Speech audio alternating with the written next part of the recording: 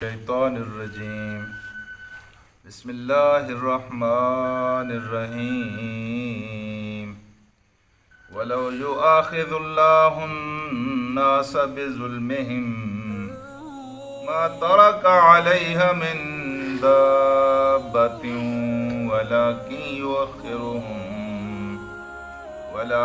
يؤخرهم إلى أجل مسمى وَإِذَا جَاءَ أَجَلُهُمْ لَا يَسْتَأْخِرُونَ سَاعَةً وَلَا يَسْتَقْدِمُونَ صدق اللہ العلی العظیم۔ حضرات، ظلموں کی بہت ساری صورتیں ہیں اور سب سے بڑا ظلم اللہ کے قرآن نے کہا ہے کہ وہ شرک ہے۔ اللہ کے ساتھ شرک کرنا سب سے بڑا ظلم ہے،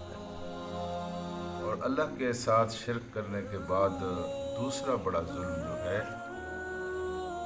وہ اپنی بچیوں کو قتل کرنا یا ان کو زندہ درگور کرنا ہے۔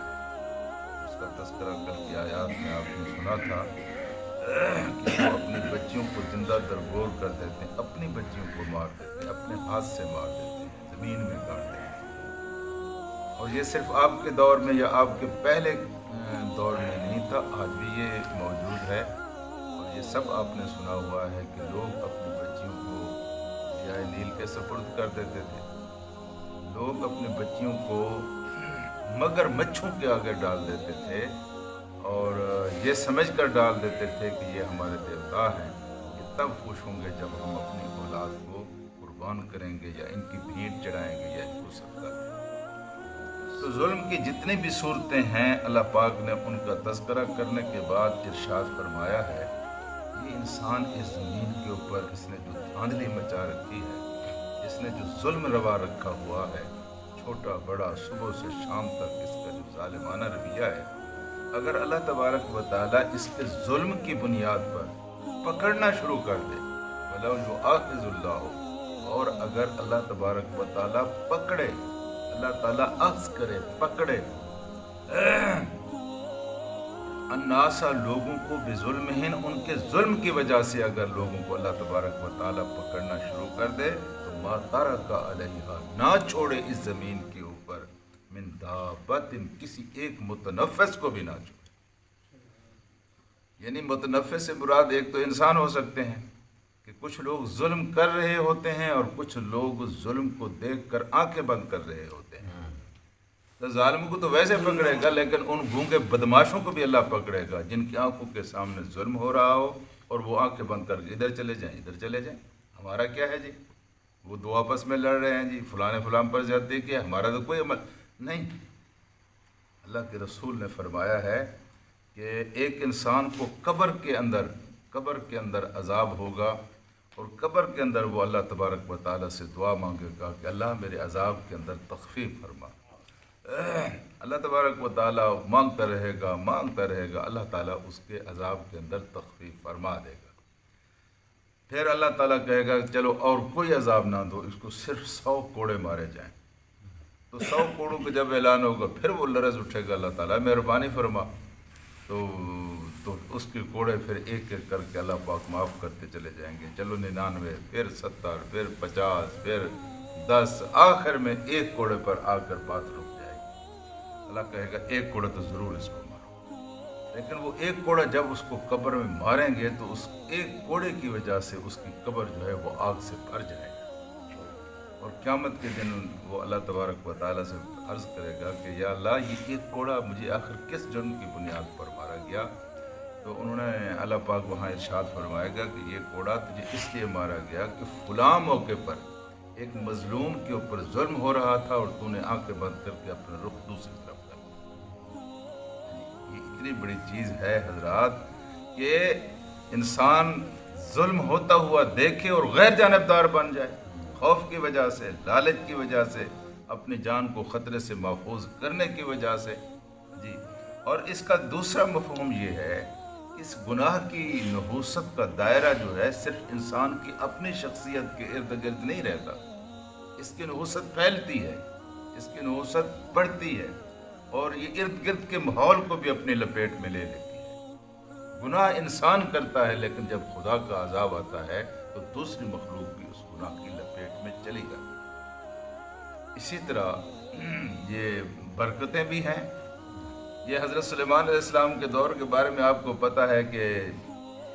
ان کی بڑی حکومت تھی، جانور، چیمٹیاں، یہ ساری چیزوں کو آپ دیکھتے تھے، جانتے تھے، ان کی باتیں سنتے تھے۔ تو ایک دفعہ جب قحط بہت زیادہ پڑا تو لوگوں نے کہا کہ یوں کرتے ہیں جناب، آپ ہماری قیادت فرمائیں اور شہر سے باہر نکل کر اللہ تعالیٰ سے بارش کی دعا مانگتے ہیں، اللہ مہربانی۔ تو آپ نے فرمایا یہ ٹھیک ہے، اور پھر بہت بڑا لشکر لے کر آپ نکلے، شہر کے باہر نکلے۔ لیکن شہر کے باہر جب آپ جا رہے تھے تو راستے میں آپ نے دیکھا کہ ایک چیمٹی جو ہے وہ اپنے ہاتھ اٹھا کر اللہ تعالیٰ سے دعا کر رہی ہے، اور اس کے دعا کے الفاظ یہ ہیں کہ اللہ، ظلم تو انسان کرتے ہیں، ہمیں کس چیز کی سزا دی جا رہی ہے کہ بارش روک دی گئی ہے، ہم اور ہم جیسی دوسری مخلوق کے ساتھ عذاب میں پڑے ہوئے ہیں۔ تو اللہ پاک نے اس چیمٹی کی دعا کو قبول فرمایا، اور جہاں وہ جا رہے تھے جناب سلیمان نے کہا کہ اب واپس پلٹو، اللہ نے کسی کی دعا کو قبول کر لیا ہے۔ ہاں جی، تو اس چیمٹی کی دعا کو پھر قبولیت ملی اور اس کو بارش برس گئی۔ تو میرے عزیز دوستو، میں یہ عرض کر رہا ہوں کہ گناہ کی نحوست بھی پھیلتی ہے اور نیکی کی برکت بھی پھیلتی ہے۔ یہ اس وقت دنیا جو موجود و محفوظ ہے، یہ اس طرح نہیں ہے۔ کچھ لوگ یہاں موجود ہیں ایسے جو اللہ تبارک و تعالیٰ کی توحید اور اللہ تعالیٰ کے احکام کی پجا آوری اس طرح کر رہے ہیں کہ ان کی برکتوں کی وجہ سے اس دنیا کا وجود موجود ہے۔ اللہ پاک فرماتے ہیں کہ وَمَا تَرَكَ عَلَيْهَا مِن دَابَّةٍ وَلَٰكِن يُؤَخِّرُهُمْ، ولیکن اور لیکن يُؤَخِّرُهُمْ، اللہ پاک اس کو مؤخر کر رہا ہے۔ یہ ظلم کی وجہ سے جو فیصلے ہونے تھے اللہ پاک ان کو مؤخر کر رہا ہے، ان کو ملتوی کر رہا ہے۔ الی اجل مسمى، ایک اجل، الی اجل، ایک اجل تک، اور اجل بھی وہ مسمى جس کا اسم رکھا گیا ہے، جس کا نام رکھا گیا ہے۔ ایک مقررہ وقت پر اس فیصلے کو اللہ پاک نے ٹال دیا ہے، اور اس میں بھی اللہ کی بے شمار حکمتیں ہیں۔ یہ نادان ہے، آج اس کو سمجھ نہیں آ رہی، کل شاید سمجھ آ جائے۔ ہوتا رہتا ہے نا، کبھی کبھی انسان کہیں ہوتا ہے اور کبھی کبھی کہیں ہوتا ہے، یہ ظلم سے باز آ جائے۔ حضرت عمر رضی اللہ تعالیٰ عنہ کا جب انتقال ہوا تو انتقال سے 1 سال پہلے انہوں نے کہا کہ اللہ، میں نے بہت ساری اپنی جو سلطنت ہے اس کو بڑھا لیا ہے تیری مہربانی کی وجہ سے، تو اس سال میں اس کے چھوٹے موٹے جو امور ہیں ان کو میں مکمل کر لوں گا۔ اگر تو نے مجھے مہلت دی، تو نے مجھے مہلت عطا کی، تو اگلا سال میں اپنی سلطنت کے دورے پر نکلوں گا، اور ہر چوک اور چوراہے میں کھڑے ہو کر لوگوں کو کہوں گا کہ میرے مقرر کردہ عمال نے، گورنروں نے، افسروں نے کہیں اگر کوئی ظلم کیا ہے تو مجھے آ کر بتاؤ اور میں اس ظلم کا ازالہ کروں۔ وہی کہا کرتے تھے کہ فرات کے کنارے پر اگر کوئی کتا بھی مر گیا تو اس کا جواب دے کون ہوگا؟ عمر ہوگا۔ ہاں جی بھائی، کسی نے پوچھا کہ کتے کی جواب دہی آپ نے فرمایا میری سلطنت کے اندر جو کچھ ہے اس کی حفاظت اور اس کی ضروریات کا خیال رکھنا میری ذمہ داری ہے۔ کتا ادنا ترین مخلوق ہے، مار دیا جائے کوئی نہیں پوچھتا کسی کو، لیکن فرمایا کہ یہ ہے۔ تو اگر ظلم کی وجہ سے اللہ پاک پکڑنا چاہے، اب خلاصہ کیا ہوا، اگر ظلم کی وجہ سے اللہ پاک پکڑنا چاہے،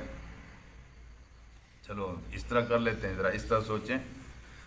میں نے اور آپ نے اب تک اپنی زندگی میں جو گناہ کیے ہیں، اگر ان گناہوں کو اللہ تعالیٰ نہ چھپاتا اور ہم پکڑے جاتے، ٹھیک ہے، اور اس کے اوپر جو سزائیں مقرر ہیں شریعت کی وہ ہمارے اوپر نافذ ہو جاتی، لاگو ہو جاتے ہیں، تو آپ اپنے آپ کو دیکھیں، میں اپنے آپ کو دیکھوں، ہماری کیا حال ہوتا۔ ہاں جی،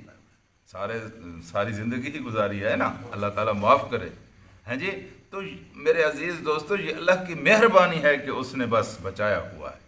ورنہ اس کی نحوست اور اس گناہ کا جو وبال اور گناہ کی جو شامت ہے، تو یہ بچایا ہوا کیوں ہے؟ بچایا ہوا اس لیے ہے کہ شاید ہم توبہ کر لیں، اللہ کی طرف رجوع کر لیں، یہ اس کی مہربانی ہے جی۔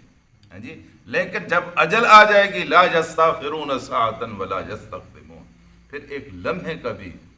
نہ تقدیم ہوگی نہ تاخیر ہوگی، نہ مہلت دی جائے گی نہ بڑھائی جائے گی. پھر جو فیصلہ آتا ہے تو بر آ کے رہتا ہے, اس کو کوئی ٹالنے اور روکنے والا نہیں ہوتا. اللہم صلی علی سیدنا و مولانا محمد وعلی آل محمد کما صلیت علی ابراہیم وعلی آل ابراہیم انک حمید مجید. اللہم بارک علی محمد وعلی آل محمد کما بارکت علی ابراہیم وعلی آل ابراہیم انک حمید مجید. اے اللہ ہمارے گناہوں کو معاف فرما, اللہ پاک ہماری غلطیوں سے درگزر فرما, اللہ پاک دنیا و آخرت کی بھلائیاں نصیب فرما, اللہ دنیا و آخرت کے ہر قسم کی رسوائی اور عذاب سے محفوظ فرما, اللہ پاک خاتمہ ایمان پر فرما, اللہ پاک مرتبہ کلمہ طیبہ نصیب فرما, اللہ قبر کے عذاب سے محفوظ فرما, اللہ حشر کی ہر منزل کو آسان فرما, اللہ حضور پاک کے ہاتھ سے آب کوثر نصیب فرما, اللہ تعالیٰ رزق حلال عطا فرما, پریشانیوں سے نجات نصیب فرما, اللہ پاک ہمارے والدین کی مغفرت فرما, اللہ ہمارے بچوں کو نیک بنا, اللہ ہمارے ملک کی حفاظت فرما, اللہ مرتے وقت تک اس قرآن کا استاد یا شاگرد بنے رہنے کی توفیق عطا فرما. وصلی اللہ تعالیٰ علی خیر خلقہ محمد وآلہ وصحبہ لا الہ الا اللہ محمد